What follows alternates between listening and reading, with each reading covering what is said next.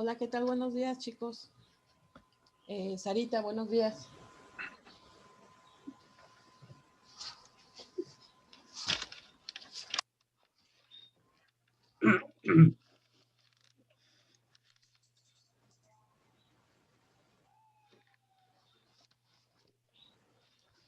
¿Qué tal si alcanzaron a ver los dos videos?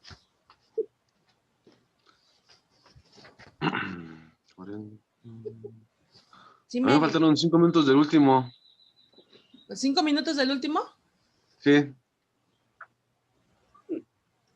¿Y eso? ¿De cuánto duró el primer video? Sí duraba media hora el primer video, ¿no? 27 ¿27? minutos duró. Sí, por eso sí, más o menos calculaba yo que fuera media hora y media hora. Pero bueno. El otro a mí se me cortó, no sé por qué, profesora. ¿Cómo que lo cortó? Se me cortó, se apagó. Estaba escuchándolo ahí, lo que estaba diciendo el señor que lo estaba ¿Narrando? Y ya de repente se quitó, no sé por qué. No lo pude abrir en la computadora, lo tuve que abrir en el teléfono. ¿Celular? Sí. Bueno, es un video que está anidado en Facebook, no lo pude quitar bueno, más bien no lo pude poner en la plataforma. Necesito ahí preguntar cómo se hace, porque todos los videos que hemos visto, los subo a YouTube, pero ese no está en YouTube, está en Face. Está en Face, exactamente. Entonces, no sé si algo tenga que ver con eso, pero bueno, ya posteriormente lo pueden o lo van a tener que ver con un poquito más calma, sobre todo porque como les pedía espero que lo hayan visto a partir del minuto 10, del minuto 15, porque precisamente como en el minuto 30 más o menos, en los minutos 30, 35, es donde empieza a hablar más específicamente acerca de esta repartición de tierras que se va a ir dando, ¿no? Pero bueno, me pareció bastante interesante porque va muy acorde entonces con el tema de hoy. ¿Qué sucede cuando ya los españoles han tomado plena posesión de todo este territorio americano? Hay que pensarlo que no solamente en términos de lo que después se va a convertir en México, sino en realidad de toda América, o al menos de esa América española, porque los procesos de colonización fueron pues más o menos semejantes. En algunos otros territorios, sobre todo al sur del continente, Chile, Colombia, van a ser procesos más sangrientos porque también las tribus de allá ponen más resistencia. Aquí una cosa que me llamó mucho la atención y que de alguna manera reafirma el video es que acuérdense que aquí se forman alianzas con los españoles, ¿no? Muchos grupos, muchas etnias que ya estaban cansadas del sojuzgamiento por parte de los mexicas, pues van a encontrar o van a pensar de alguna forma que esto puede ser beneficioso, lo van a mirar desde ese ángulo y entonces establecen estas alianzas con los españoles. Entonces, una vez que ya está bien establecida la conquista de todo este territorio, pues hay que pagarles a estos indígenas que fueron aliados. Y en el caso de Texcoco es bastante interesante porque aquí se van a dividir de alguna manera las opiniones indígenas, porque en la primera parte de la conquista, cuando los texnocas se enfrentan con los españoles, van a recibir ayuda de los texcocanos, pero en un momento determinado yo creo que los texcocanos ponen en la balanza esta situación y se dan cuenta que pues les conviene más estar del lado español, ¿no? Y entonces cuando termina esta guerra de conquista, pues se da esto que nos narraba este maestro en el video, ¿no? ¿Cómo viene ahora el sistema de pagos? Que si se dan cuenta, las tierras, bueno, aquí hay que reconocer el primer punto. Nos dice que las tierras se vuelven reales, es decir, pertenecientes a la corona, ¿no? Utiliza esta palabra de realengas. Las tierras se vuelven realengas, es decir, absolutamente todo pertenece a la corona, pero va a haber un grupo de tierras que va a poder dársele tanto a los españoles como a los indígenas. En este primer momento, todavía no podemos pensar en mestizos, porque bueno, pues obviamente pues, o no hay todavía, bueno, los mestizos empiezan a surgir casi desde el primer momento, pero todavía son pequeños, ¿no? Entonces, en primera instancia, primera instancia, crió mestizos, no, sino más bien indígenas y españoles. Ya cuando viene a darse toda la mezcolanza, cuando ya no solamente son los españoles que llegaron de España, sino estos españoles que ya nacen aquí en México, bueno, ahí ya son otras cuestiones, pero en ese primer momento, entonces, ¿cómo se va a dar la repartición de tierras? Entonces, fíjense, hay, de acuerdo a lo que estábamos viendo en el video, las propiedades, entonces, para los indios. Y estas propiedades para los indios también van a tener la característica de ser comunales, ¿no? Yo les decía en el video, comunal se refiere a que van a pertenecer a un grupo en particular, no solamente a una persona o a una familia. Esto también mucho respetando los usos y costumbres. También en alguna otra sesión, no me acuerdo si fue la pasada o la antepasada, hablábamos de que en cierta medida los españoles trataron de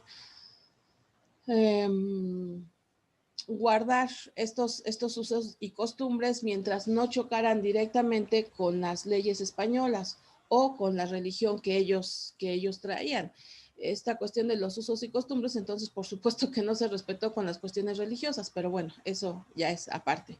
En relación a la tierra, entonces ellos veían que la forma en que ellos manejaban los cultivos, pues era así, era comunal, y entonces también en ese sentido, pues van respetando este sentido. Por eso se van a dar tierras comunales. La otra forma de repartir tierras, entonces, de acuerdo a lo que nos dice aquí el texto, pues es la propiedad privada. Entonces, ya que surge como tal, como propiedad privada, en donde sí hay una persona o una familia, y aquí no importando tanto si son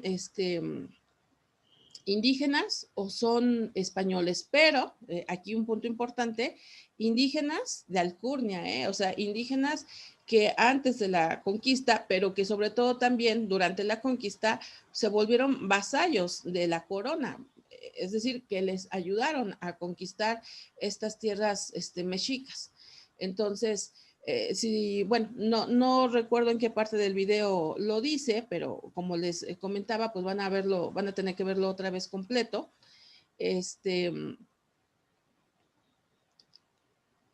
Los indígenas nobles que pudieron conservar esos beneficios, vamos a decirlo así, esa nobleza, pues van a empezar a recibir tierras y además tener la oportunidad de casar a sus hijos y a sus hijas, emparentar, hacer buenas parentazgos que sean beneficiosos.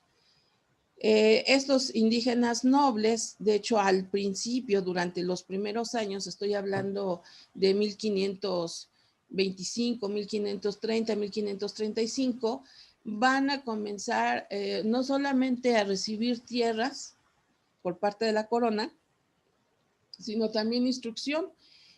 Un punto importante es que se van a crear las primeras escuelas y los hijos de estos nobles indígenas van a tener acceso a ellas, van a empezar a aprender la cultura europea. A mí el video me gustó mucho porque cuando nosotros platicamos esto, pues lo platicamos muy en general. De repente pareciera como que todo se dio de una manera muy normal, como lo vemos con ojos de personas del siglo XXI, pero si se dan cuenta, pues el maestro que va narrando nos va hablando de los problemas y las vicisitudes que van teniendo, porque no compartimos el mismo idioma, entonces no es como que una vez que terminara la conquista ya todos los indígenas entendieran el español o los españoles entendieran las lenguas indígenas, ¿no? Empieza a haber problemas. Hay una parte del video donde dice que unos indígenas les llevan a los españoles pues una especie de mapas, ¿no?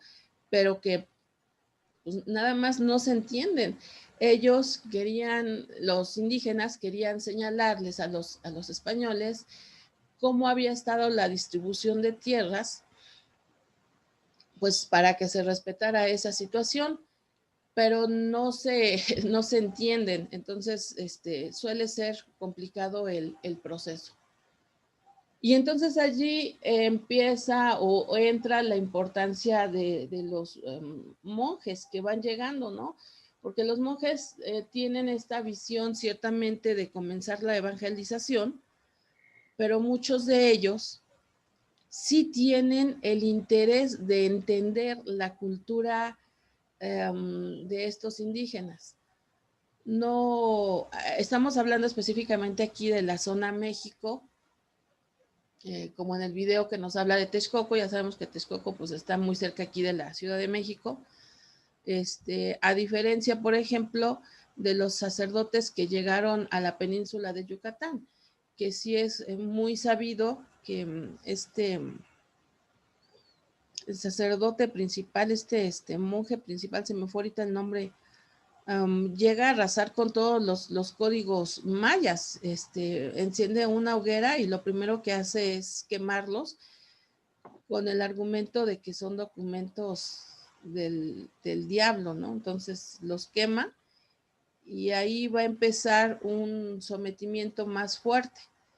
Acá en estos lados, los sacerdotes que llegan, los monjes o los frailes que llegan, son un poco más abiertos a entender la cultura de los naturales y entonces se van empezando a entender, número uno, usos y costumbres, número dos, a entender también las lenguas, ¿no? Se empieza a tratar de entender y que obviamente esto conlleve a una verdadera comunicación, entender ambos lenguajes. Y se sorprenden gratamente. Hay que pensar que ellos, aunque para este momento ya están conscientes los españoles de que son nuevas tierras, ¿mande?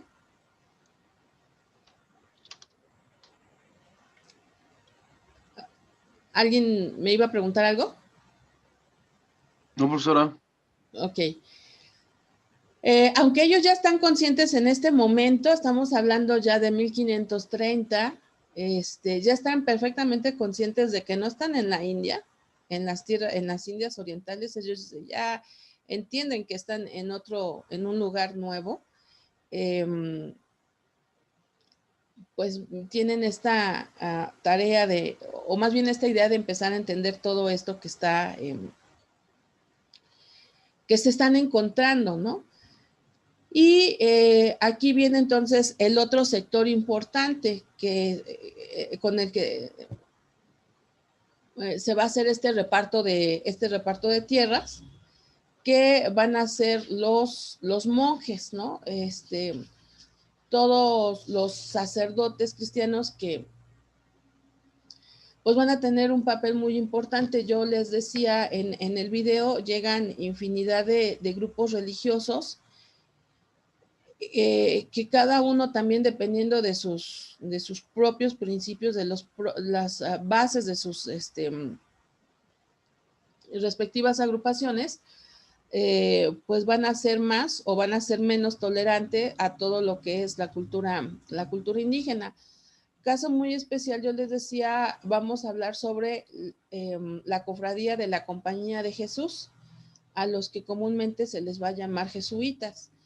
Ellos son una parte muy importante. Hay que entender que cuando los primeros jesuitas llegan, pues son españoles netamente, hijos de españoles nacidos en España. Entonces son también se les llama peninsulares, acuérdense que se les llama gachupines y pues algún otro nombre que por ahí se les ponía, pero eran españoles, españoles 100%.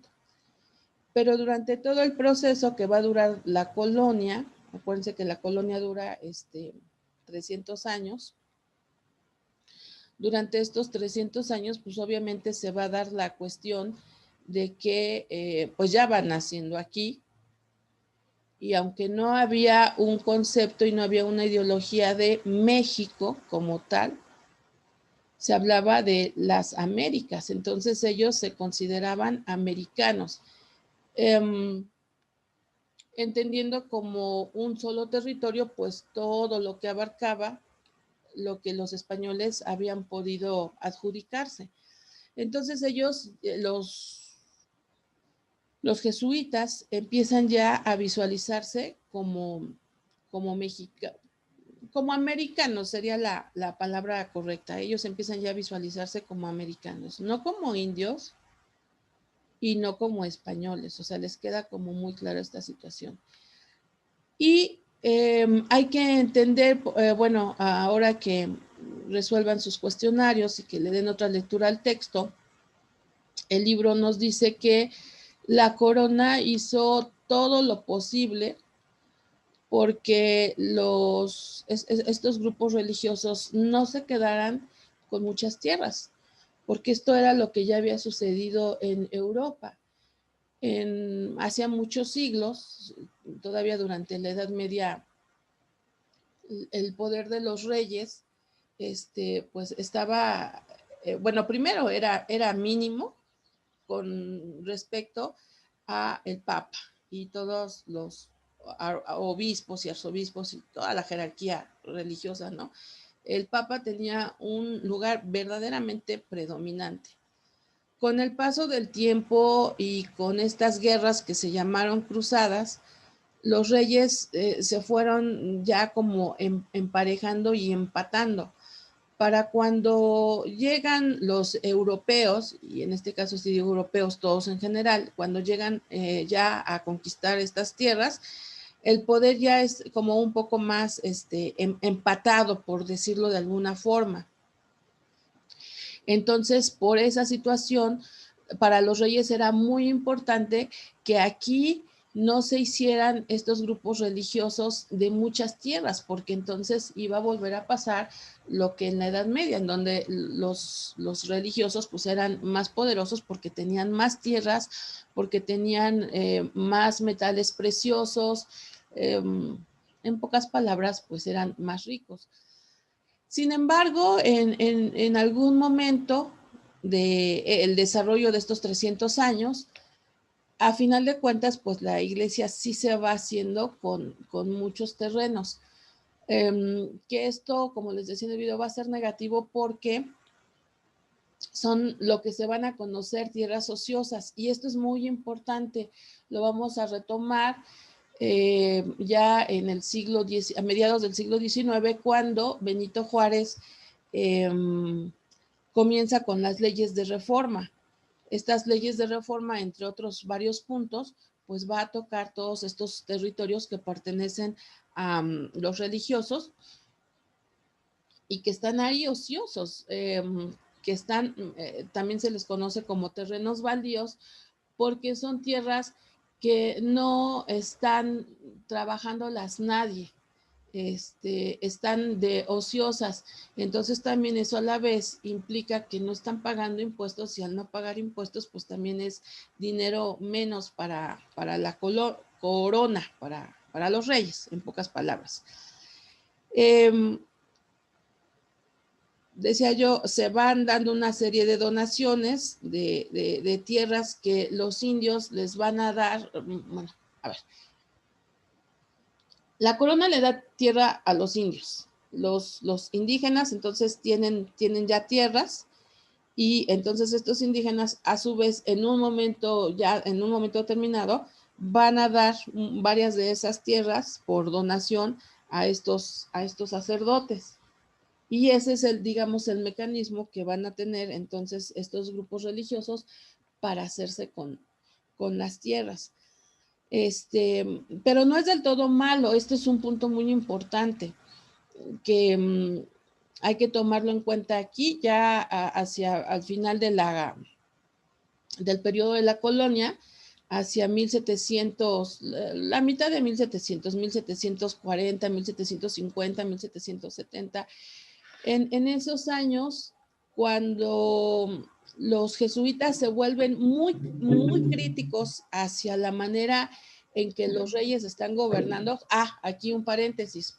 Precisamente en el siglo XVIII, es decir, de 1700, en el siglo XVIII en España hay un cambio de poder.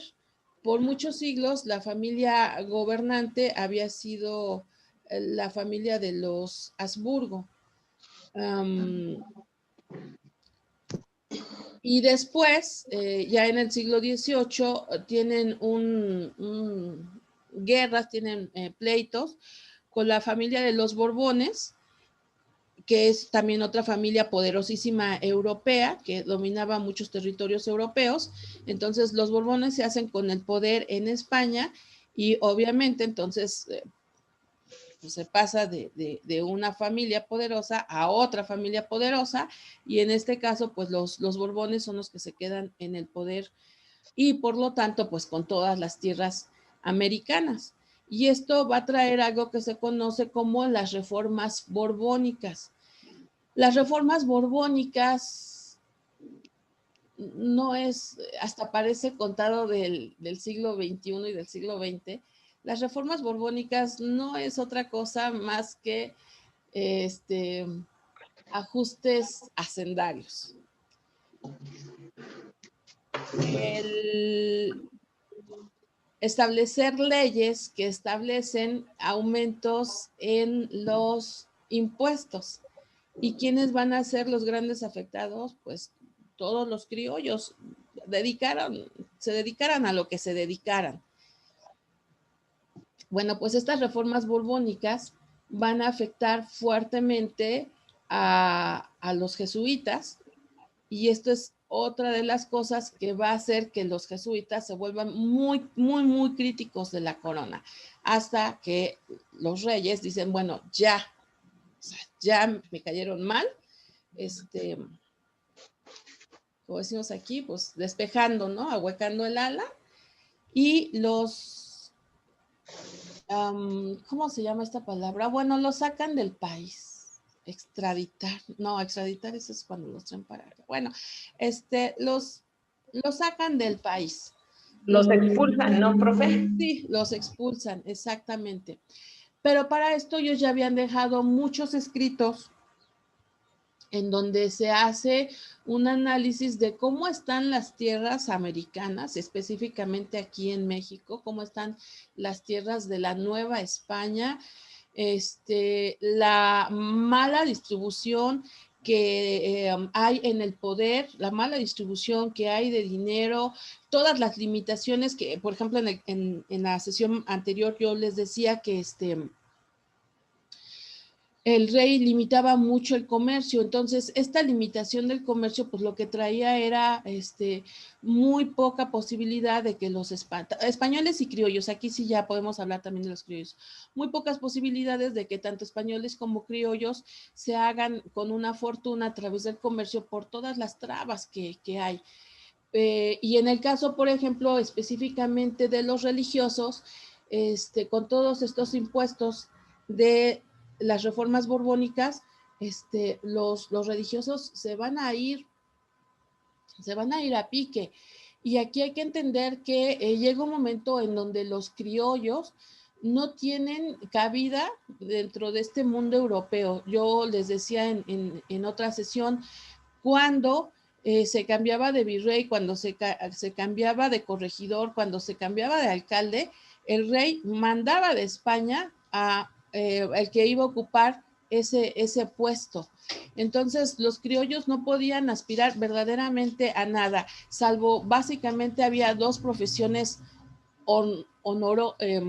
honradas y de honor, que era o ser militares o ser sacerdotes. Ahora que entremos a la cuestión de la independencia, nos vamos a dar cuenta que estos héroes o antihéroes nacionales son básicamente eso. O son sacerdotes o son militares de carrera, ¿no? Porque bueno, no solamente Miguel Hidalgo era Hidalgo y Morelos, ¿no? También Abasolo, por ejemplo, y bueno, infinidad de independentistas que a veces no conocemos todos sus nombres. Pero esa era básicamente el único camino que había para los criollos. Como el comercio estaba vedado, pues no podían ser comerciantes. Y luego llegan las reformas borbónicas y entonces pues todo se va para abajo. De hecho, se habla de que la guerra de independencia no empieza como románticamente nos dicen, porque estos criollos se dieran cuenta que los indígenas están en una muy mala posición, sino más bien porque los criollos eran los que estaban en una muy mala posición, donde ya habían perdido económicamente mucho. De hecho, se habla de que un hermano de Miguel Hidalgo se suicida porque se le son arrebatadas las tierras precisamente para pagar estos impuestos.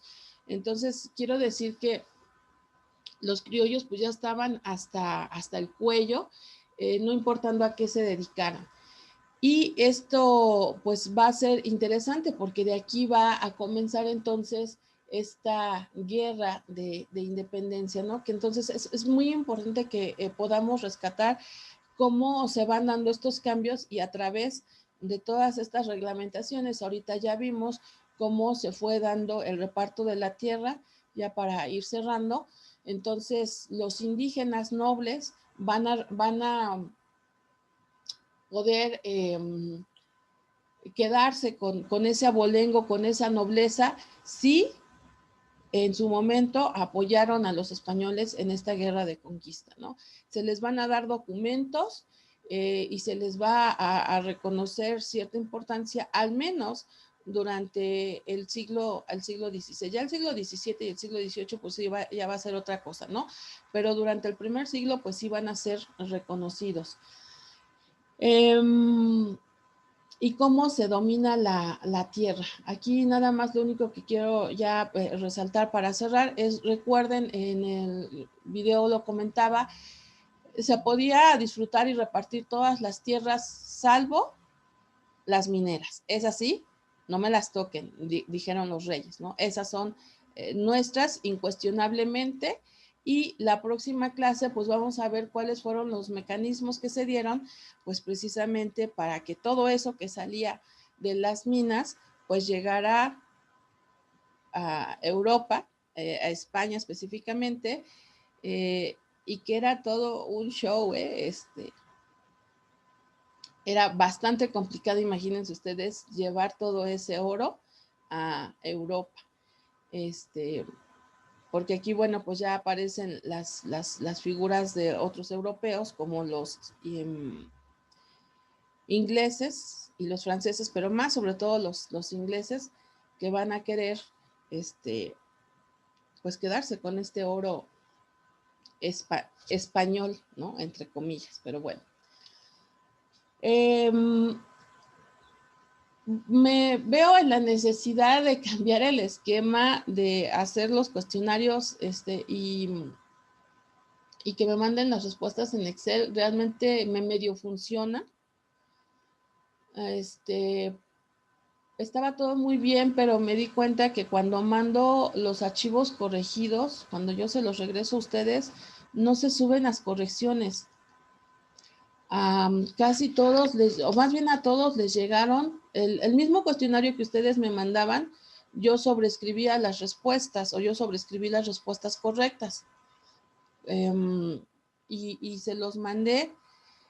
y muchos me dijeron que no estaban las respuestas correctas. Entonces, pues no tiene como mucho caso.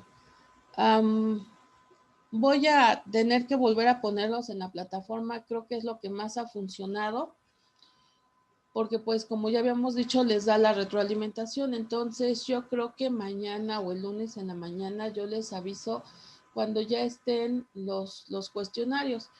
Es más rápido, nada más lo único que les voy a pedir es que cuando hagan los exámenes se fijen muy bien cuáles son los cuestionarios que yo les dejo de tarea. Yo creo que más bien hasta les voy a poner así tarea para que no se confundan, porque ese fue como el problema de la vez pasada, que varios quisieron abrir los ejercicios para hacer los exámenes y entonces pues ahí se hizo como un problema, pero ahora les voy a cambiar el nombre, yo creo que les voy a poner así tarea como tal, para que a la hora que hagan el examen pues no pase esta situación. Estos cuestionarios, bueno, este cuestionario específicamente de este tema van a ser 15 preguntas, ya saben, igual de opción múltiple. Lo que sí ves que 7 u 8 van a ser de nuestro texto que estamos utilizando, de este libro de Historia del Derecho Mexicano, y entonces 6 o 7 pues van a ser del video, ¿sí? Por eso les decía hace ratito, pues van a tener que ver otra vez el video. De todas maneras, ya saben, si tienen alguna duda o alguna pregunta, pues ya me la mandan por WhatsApp. En el caso de Gilberto, no es cierto, en el caso de David, tengo todos los elementos ya para darle una calificación. De hecho, yo creo que te mando tu calificación, David, el lunes o el martes. En el caso de Gilberto, creo que sí me falta por ahí algún cuestionario. No, ya me mandaste todos, ¿verdad, Gilberto? Sí, profesora, sí, ¿verdad? se los mandé, sí. Sí, ya me acordé. Entonces también, Sarita, Ereini, cuando veas el video, y chicos del viernes, me faltan cuestionarios, entonces no les puedo dar su calificación hasta que me los manden. Obviamente, pues ya va a ser con una calificación menor. Ahora, yo solamente tengo hasta el viernes para entregar calificaciones. Si no me llegan esos cuestionarios el jueves, pues solamente puedo tomar en consideración la calificación del examen y esto va a generar que sea una calificación reprobatoria.